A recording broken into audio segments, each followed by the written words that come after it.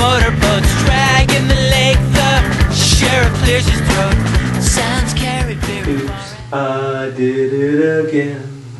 I played with your heart. I got lost in the game. Ooh, baby, baby, oops. You think I'm in love, but I'm so far above. I'm not that innocent. Hey! Welcome back. Hey, this is Groucho, and I want to introduce the next segment. A couple months ago, we went down to St. Louis, and you saw the first part of that with the O'Fallon Brewery. Had a great time there. Afterwards, we headed over to Schlafly, a great brewery, also in downtown St. Louis. They literally roll out the red carpet for us, and we didn't give them much notice, so these guys are cool.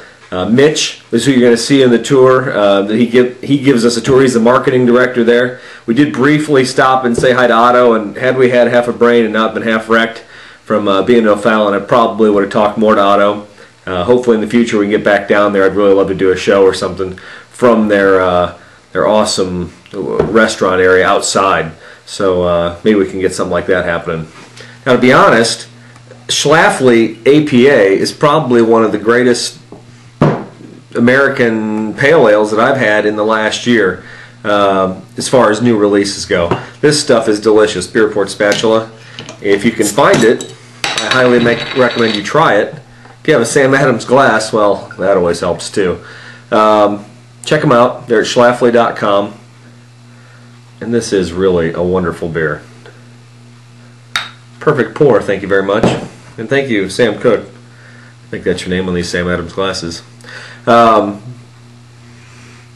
Wonderfully citrus. I know it's not really in season, but man, you cannot beat this stuff. It tastes good no matter when. It's pretty fresh stuff, and man.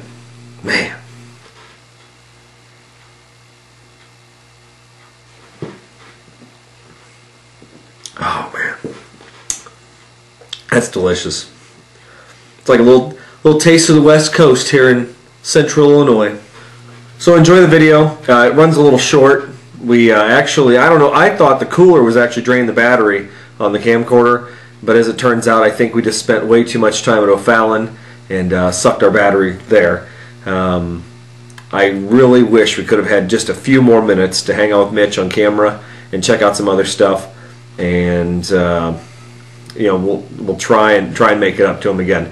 Again, check them out. It's Schlafly Brewery, quality brews, and you can find them at schlafly.com. Enjoy the rest of the video while I enjoy this beer. Alright, this is Groucho, and I'm with Mitch Turner from Schlafly Brewing. Mitch is going to show us around the brewery here, and we're in St. Louis at the Bottle Works. They have two locations. This is one that actually bottles of beer, right? This is where every ounce of Schlafly beer is bottled. Sweet, sweet. So he's going to take us around the place, and by the time it's all done, we're going to have a couple beers and probably some dinner, and that should be a good time. See, we've already started.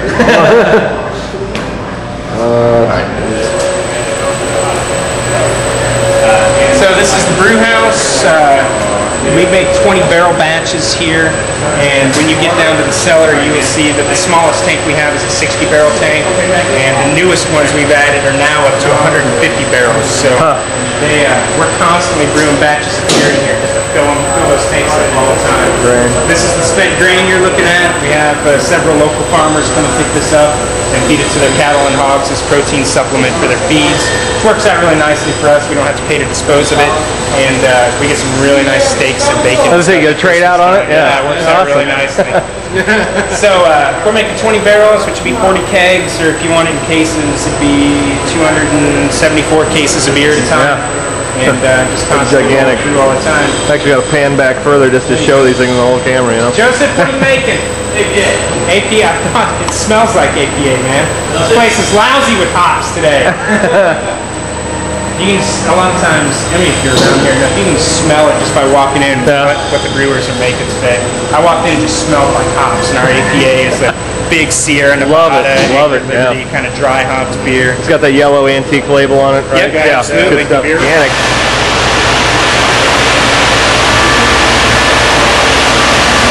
Big time. Drinking, Chud? I'm drinking the Kolsch, which is absolutely awesome right now. So what you see here, all the conical bottom tanks obviously are fermenting tanks.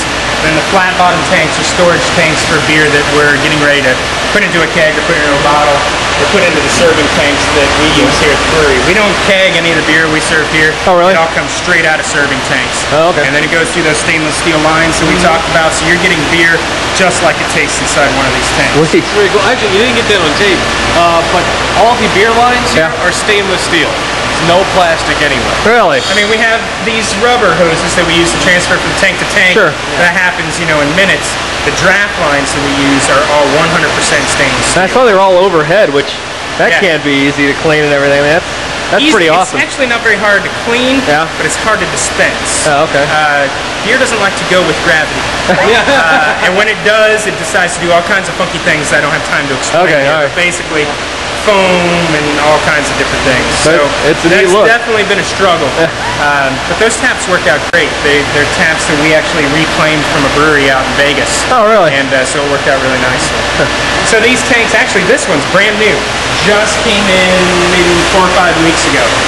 And if you look up in the ceiling over there, that's where they come in. They come in on a truck, and they drop them straight down in with the crane, and then we just kind of shovel them over. Hey, Jamie. So these kind of what we call smaller tanks over here, those are 120 barrels, and then these larger ones are 150 barrels. Every once in a while, we play around with an experimental batch. There's a 15-barrel tank, and that is one of the tanks left over from our old brewery downtown, the tap room. We still make beer downtown, and we make it in these small tanks, but we only make beer for the pub downtown. All the stuff we keg, all the stuff we bottle, all the stuff we serve here, it's all made here. So we still go through about 3,000 kegs of beer a year at the tap room. So that system stays really busy. So what's in the experimental keg right now? That's a good question. It's not labeled right now, so we'd have to go in the brew house and look. Oh, that's okay. We'll find a brewer on our way through and ask him. You know, I'm the marketing guy now. They don't tell me anything. You just know when it's labeled, right? That's right. So they're doing some filtering going on back there. They just got done with the bottling run. I saw the bottle sitting there. The filler's running a cleaning cycle. But every ounce of beer, like we said before, it all gets bottled here. We used to have another brewery contract it for us until we bought this facility. Hey Neil, what's in the 15-barrel fermenter? Cider right now. Cider, apple cider. So we make a hard cider now because this facility is actually licensed as a winery. Oh, really? So in order, and it's complicated laws. I was going to say, there's got to be some law that says beer, wine, different. Exactly. But in order to be a winery, we have to make one non-barley malt-based alcoholic beverage in a year. And so that one for us is cider.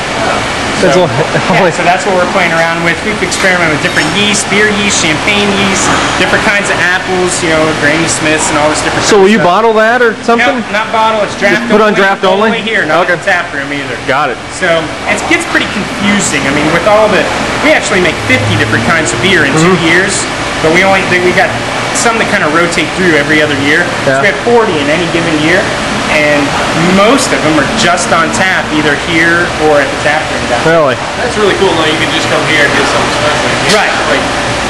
Right. It Every absolutely incentive to show up. That's kind of how we do it. So this other machine you see right here with the little tracks here and the rollers, that's our keg sanitizer and filler. So a keg gets hooked up and cleaned, sanitized twice, and then filled, and then sent out to you guys to drink. Sweet. Well, actually, before it gets sent out to you guys, we do have to take it down to the cooler, which is the next stop. But here you can see all the single file, little army of bottles going on. This is Brian moving everything into place. What's up, Brian? So we get everything in bulk. All the glass comes in bulk. All the cardboard comes in bulk. We store our kegs in big pallets here. And then the machines in the bottling line take all the cardboard and 6-packs in glass and glue it together and drop them in the cases and all that kind of stuff. Yeah. We just physically ourselves move the cases around by hand or by forklift or whatever. We're not quite that automated. We call it semi-automated. This is a cooler room. Getting cold. Cooler. Right behind you, Brian. Thank you. So, every ounce of beer that we produce is stored cold. We don't pasteurize a single drop of beer. He's okay, I promise. We don't pasteurize a single drop of beer, and the reason we don't do that is when you pasteurize beer, you're cooking it. Yeah. Now, you can take a light lager beer and cook it, and it's not going to change the flavor that much because light lager doesn't have that much flavor. When you cook a beer like oatmeal stout or Oktoberfest or something like that, it changes the flavor dramatically. So watch out behind you here. So we don't pasteurize it in order to keep that kind of brewery fresh and keg fresh taste. So your keg and bottled beer is exactly the same. It's kind of the old, draft beer taste in a bottle kind of thing, where we're doing it every day all the time. That's the other reason that we store it cold. It's because beer has to be kept fresh to taste its best, and for an unpasteurized product, the best way to keep it fresh is keep it cold. Let me ask you this: when I buy it warm at my local place, am I losing that much, or is it? It depends on how long it's been warm. To be honest with you. Okay. Now, on every one of our bottles, let me see if I can find it. Yeah, you do date everything, don't you? We date everything. Yeah. And it's consumer legible. So right there, you can see it says July 24th, 2007 at the bottom. It usually says brewed with love, doesn't it? Bottled with love on, and that day. Exactly right. You guys have had some beer. Oh, yeah. I personally guarantee the flavor of that beer. He even kept it room temperature. So when we keep it cold here, and we ship it cold in refrigerated trucks, and our distributors store it in a refrigerated warehouse, and you buy it off the cold shelf, it's just going to taste that much better. Yeah. So it is designed to be kept at room temperature for 4 months. Keep it cold, and it's going to last longer than that. But then again, we recommend drinking beer on the day it's bottled, but we're one of the few people that get to do that. Actually, have you guys ever had beer straight out of the tank before? We did today, the first time in our lives. It's amazing, yeah. isn't it? I often describe it as being like bread right out of the oven. It's about 4 days stock of beer for us right now. So everything you see in here will pretty much be gone in 4 days. Wow, so you rotate it We're up. constantly filling, like you see Brian right now. Yeah. All the stuff we just bottled today, he actually took everything out, put that stuff in the back, and was putting everything back in, so we're constantly rotating product through all the time. And he's also putting together some product orders to go out in trucks tomorrow, so that the first truck that comes, their order's right here in the back of the cooler ready to go. Sweet. It's not quite there. You're showing us the bad beers. This is a whole rack of beers that have been Stuff like this is pretty easy to tell. I mean, that one didn't make you it. can tell right away. Just not quite good enough. No. So when you go into any of the brewers' houses tonight, that's what they're drinking. Label free. Label free, and well, the reason we can't keep them is that extra air in there. That's what they were saying. The beer to go stale much more quickly. Well, they were also saying that if you didn't have enough ounces in there, that somebody could look at it and you get in trouble for that as well. Yeah, it's a taxation issue for the federal government. It's a customer issue. People don't want to get shorted beer. Yeah. So yeah, we just keep it. We either drink it or we use it to marinate ribs or things like that. Seriously. Cool. No beer goes to waste. At your house.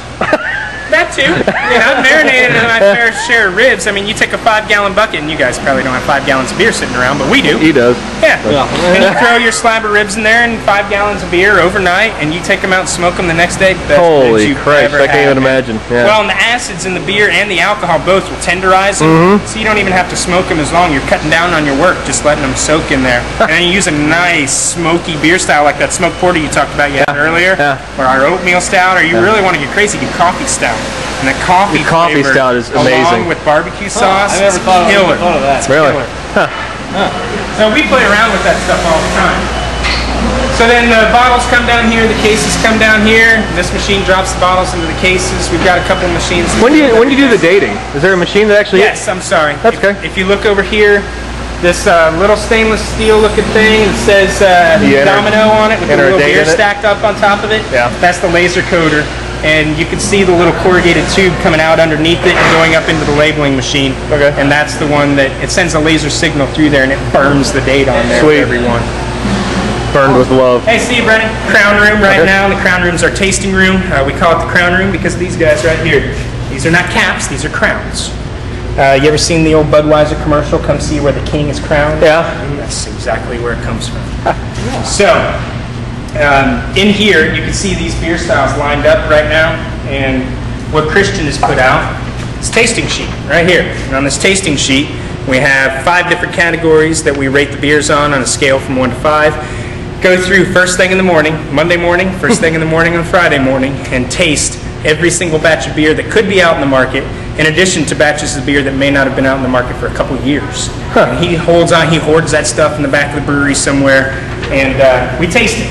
And we're looking for any number of these different flavor characteristics, which could be good or bad. Things like acetone and butterscotch and grainy flavors, any of that stuff. Which in some cases, depending on the beer style, some are good, some are bad. And a lot of people here at the brewery are actually nationally certified beer judges, and we have been trained to look for certain things in these beer styles, which is a really good gig if you can find it, by the way. National beer judge. We got a friend who's that, and he seems to show up. He shows up at everything, and he gets to sit there and drink beer at every fest. Absolutely. And they fly you in for a competition. You drink a bunch of beer, they fly you home. You know, it's pretty nice.